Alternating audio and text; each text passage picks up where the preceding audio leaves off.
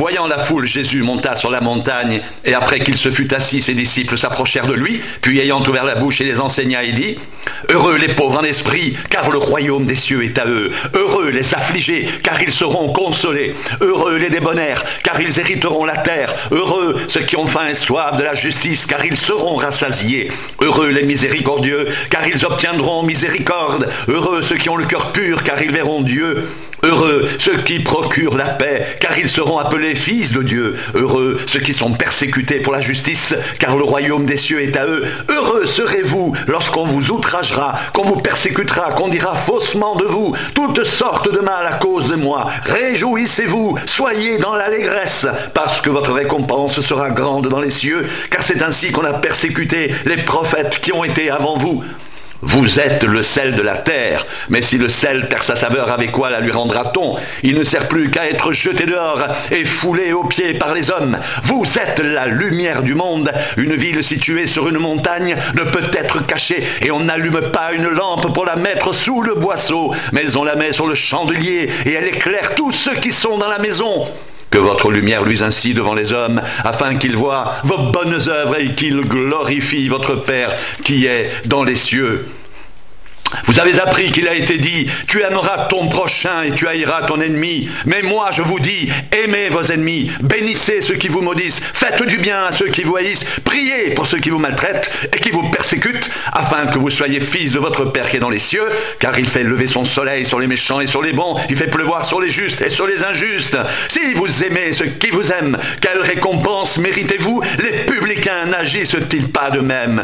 Et si vous saluez seulement vos frères, que faites-vous d'extraordinaire? Les païens n'agissent-ils pas de même? Soyez donc parfaits, comme votre Père céleste est parfait.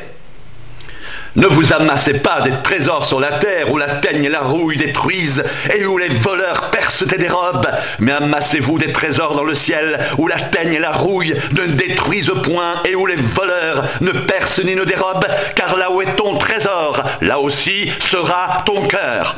L'œil est la lampe du corps. Si ton œil est en bon état, tout ton corps sera éclairé, mais si ton œil est en mauvais état, tout ton corps sera dans les ténèbres. Si donc ta lumière qui est en toi est ténèbres, combien seront grandes ces ténèbres? Nul ne peut servir de maître, car il s'attachera à l'un et méprisera l'autre. Vous ne pouvez servir Dieu et Mammon.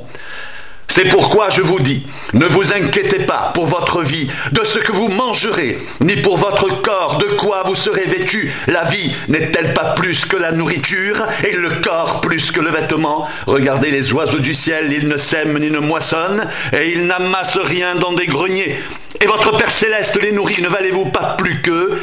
Qui de vous, par ses inquiétudes, peut ajouter une coudée à la durée de sa vie? Et pourquoi vous inquiétez au sujet du vêtement? Considérez comment croissent les lys des champs. Ils ne travaillent ni ne filent. Cependant, je vous dis que Salomon même, dans toute sa gloire, n'a pas été vêtu comme l'un d'eux. Si Dieu revêt ainsi l'herbe des champs, qui existe aujourd'hui et qui sera jetée au four, ne vous vêtira-t-il pas plus? À forte raison, gens de peu de foi.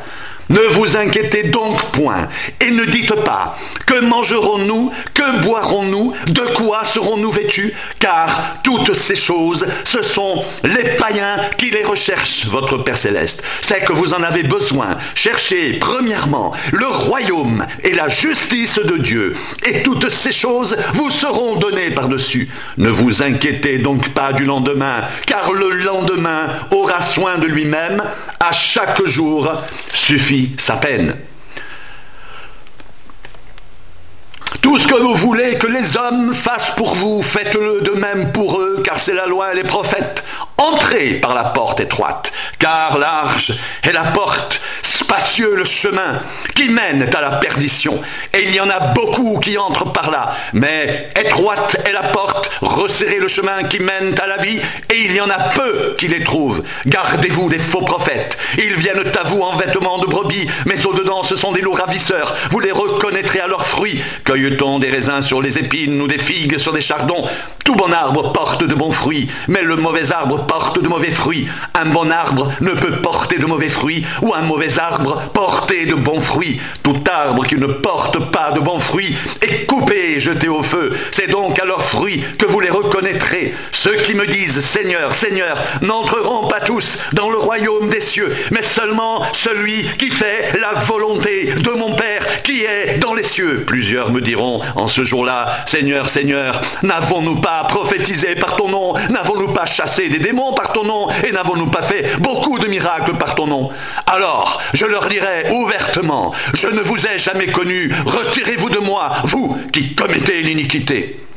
C'est pourquoi quiconque entend ces paroles que je dis et les met en pratique sera semblable à un homme prudent qui a bâti sa maison sur le roc.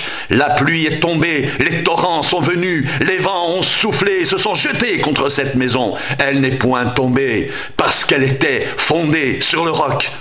Mais quiconque entend ces paroles que je dis et ne les met pas en pratique sera semblable à un homme insensé qui a bâti sa maison sur le sable. La pluie est tombée, les torrents sont venus, les vents ont soufflé et ont battu cette maison. Elle est tombée et sa ruine a été grande. Après que Jésus eut achevé ses discours, la foule fut frappée de sa doctrine, car il enseignait comme ayant autorité et non pas comme leurs scribes.